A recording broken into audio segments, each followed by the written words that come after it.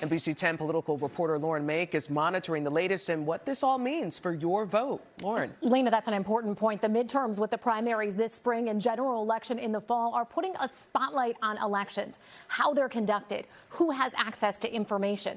This particular bill would change what it takes to vote. The House now pushing forward a bill that could change what voters need to have with them when they vote and how they sign up. The Save America Act would require proof of U.S. citizenship to register to vote in federal elections. You'd have to show a photo ID when you go to vote, and you'd have to submit a copy of your ID with your absentee ballot. It shouldn't be a partisan issue. This is anybody who's for free and fair elections, for the integrity of our system, should be on board with this. The bill heads to the Senate, where it's expected to face a challenge getting enough votes. We want to get it not just to the floor, but to the president's desk. We need to get this signed into law. It's really important. President Trump has backed the bill, recently saying this to NBC's Tom Yamas. We're working on the Save America Act, which is going to secure up a lot of things, but secure up our voting. Currently in Pennsylvania, voters registering to vote have to affirm they are a citizen and will have been one for at least 30 days before the election. You have to show ID the first time you vote in your district, but not every time.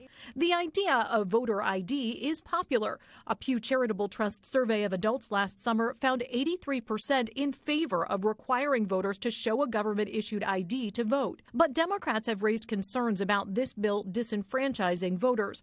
It's also attracted criticism because it's federal legislation sending direction to the states. The SAVE Act is designed to nationalize our elections. That's why I am vehemently opposed to it. Governor Josh Shapiro praised the work of Democratic and Republican elections officials who conduct elections in the Commonwealth. The last person who should be running our elections in the United States is Donald Trump.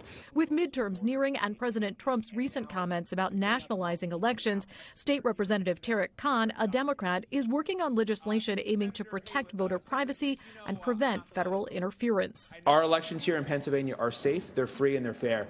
We want to make sure that the federal government is not able to touch sensitive voter data, and they're not able to do bulk voter downloads and also try to do phishing expeditions to look to get people's information. Now, this Save America Act would need 60 votes to get past a Democratic filibuster in the Senate and get to the president's desk. At least one Republican senator has already come out against it, making that an even steeper task. I'm Lauren Mayk, NBC 10 News. All right. Thank you, Lauren.